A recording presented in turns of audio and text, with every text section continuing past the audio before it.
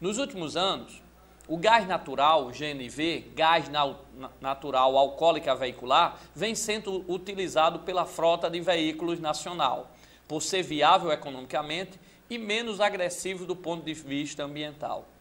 O quadro compara algumas características do gás natural e da gasolina em condições ambientes. Aí deu aí o quadro, a densidade, repare que a densidade da gasolina é 738, então, enquanto a do gás natural, a temperatura ambiente não chega nem a 1, é 0,8. Então a gasolina é bem mais densa. E o poder de calorífico é quase, né, um é 50 mil, o outro é em torno de 47 mil. Apesar das vantagens do uso do GNV, gás natural veicular, sua utilização implica algumas adaptações técnicas, pois em condições ambientes, o volume de combustível necessário em relação ao de gasolina para produzir a mesma energia seria, aí vem as opções, maior, igual, menor. Então, vem para cá, vestibulando. Vocês aprenderam densidade. Densidade é massa sobre volume, né? Então, a gasolina aí tem uma densidade de 738, enquanto o gás natural, a densidade é de 0,8. Isso em condições ambientes, ou seja, nessa pressão de um ATM, tá certo? Nessa temperatura que a gente tem aqui no meio ambiente. Então, o que é que acontece? Na pressão do meio, nessa pressão de um ATM, essa pressão atmosférica que nós estamos aqui a nível do mar, a gasolina é bem mais densa do que o gás natural. Então, lógico que enquanto o gás natural não chega nem a 1, a densidade da gasolina é 738 vezes maior, né? Então isso significa que a gasolina é bem mais densa que o gás natural. E que vocês viram lá na tabela que o poder calorífico dos dois é o mesmo. Para cada quilograma liberam perto de 50 mil quilojoules, ele deu lá na tabela.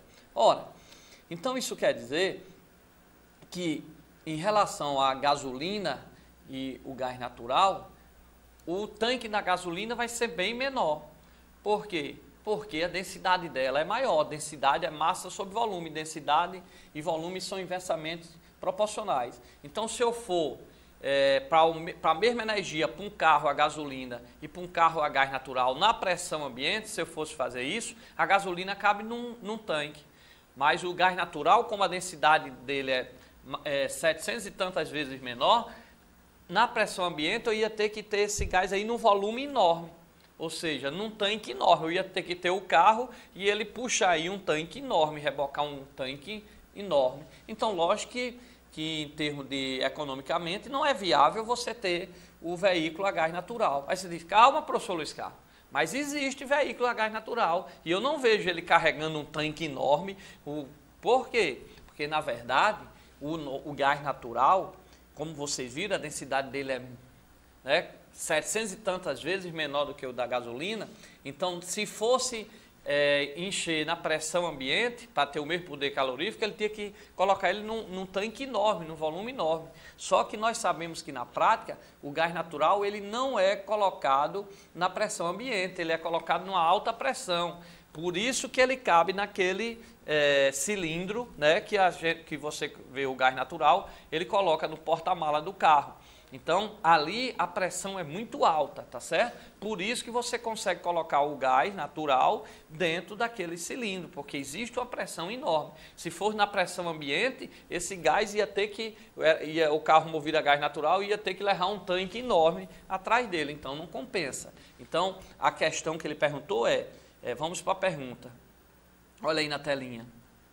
Apesar das vantagens no uso de gás natural, sua utilização implica algumas adaptações técnicas, como nós vimos aí, o cilindro e a alta pressão, pois, em condições ambientes, o volume de combustível necessário em relação ao de gasolina para produzir a mesma energia seria, então, pois em condições ambientes. Então, se fosse em condições ambientes, como o GNV, o gás natural, é 0,8 a densidade e a gasolina é 738, para um mesmo poder calorífico, eu ia ter que ter um volume aqui enorme. Então, o volume do gás natural será muito maior do que a gasolina. Então, eu vou marcar a opção que tem o quê? Letra A diz o quê? O volume do gás natural em relação à gasolina, o que é que tem dizendo a letra A? Tem que ser muito maior, o que requer um motor muito mais potente. Letra B, muito maior, o que requer que ele seja armazenado a alta pressão. Então, correta a letra B. Em condições ambiente, o volume de gás natural será bem maior que o volume da gasolina, porque nós vimos aqui, ó, aí na tabelinha, ó, a densidade da gasolina é enorme, né, nas condições ambiente. O do gás natural é pequeno, então densidade é inversamente proporcional ao volume. Então, se a densidade da gasolina é alta, o volume que eu necessito de gasolina é baixo, então cabe num tanque de combustível. Se o gás natural, a temperatura ambiente, a densidade é baixa, significa que eu vou ter que botar ele num volume enorme, num tanque enorme atrás do veículo. Então, em relação ao volume, o gás natural requer um tanque muito maior do que a gasolina nas condições ambiente, como ele botou na pergunta. Agora, no dia a dia, o tanque do carro a gás fica próximo do tanque do carro a gasolina, porque eu armazeno esse gás não na pressão ambiente, mas a uma alta pressão. Então, correta a letra B. Na pressão ambiente, o volume de gás natural é muito maior do que o da gasolina, que nós vimos, porque a densidade é muito menor, né? Se a gasolina tem uma densidade muito maior do que a do gás natural, então significa que o gás natural vai precisar de um volume muito maior. O que requer que ele seja armazenado a alta pressão. Correto, letra B. Eu coloquei aí, vocês têm lá no gabarito. Ó. Como a densidade do gás natural é muito menor que a da gasolina, para um poder calorífico não muito diferente, nós vimos que era quase o mesmo lá na tabela, o volume de gás natural para produzir a mesma energia que a gasolina deve ser muito maior. Então, nós vimos, já que a densidade do gás natural era muito menor, então o seu volume vai ser muito maior do que o da gasolina. Lembre-se que densidade e volume são inversamente proporcionais. Por isso, o gás natural deve ser armazenado a alta pressão. Então, é para cá, vestibulando. Então, quando você vai no tanque, você abastece de gasolina. Quando você vai abastecer de gás natural, você tem que ter ali uma alta pressão. Se você tem que ter ali uma alta pressão, aquele cilindro do gás natural, ele é de um material muito forte para resistir àquela alta pressão, porque senão ele podia explodir, né? Feito uma bomba. Por isso que o Inmetro, você tem que ter um cilindro registrado para colocar o seu carro, para você não correr risco, né? Tanto para você como para os outros cidadãos, ok? Então lembre-se, a gasolina tem uma densidade muito maior que o gás natural. Então, se o gás natural, sua densidade é baixa, significa que ele requer um volume alto. Como ele requer um volume alto, para ser viável, eu tenho que colocar esse gás a uma alta pressão para condensar esse volume todinho num volume menor. Se eu tenho que botar numa alta pressão, eu tenho que ter um cilindro que suporte essa alta pressão, ok? E também só mais uma dica aí, pessoal. O gás natural, muita gente pensa que o gás natural ele não polui. A gasolina polui, o álcool polui, o gás natural não polui.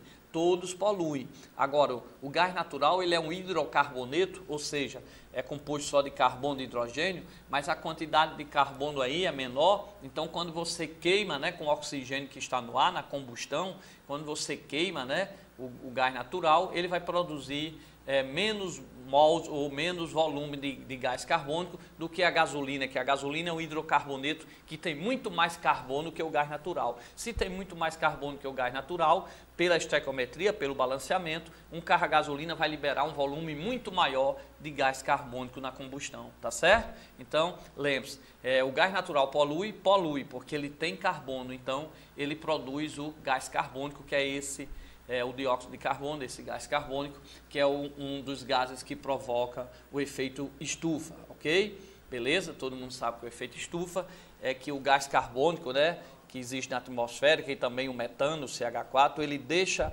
a luz do sol passar. Quando ela bate na Terra e reflete, ao bater na Terra ela perde energia. Lógico, esquenta a Terra, perdeu energia. Quando ela volta, ele vem numa frequência, numa energia menor, energia diretamente proporcional à frequência, aí ele quer retornar ao espaço, aí ele entrou porque tinha muita energia, mas na volta ele vem com uma frequência diferente e o CO2 que deixou ele passar não deixa mais ele retornar ao espaço. Então o CO2 serve aí como uma estufa e vai esquentando a Terra, ok? Beleza?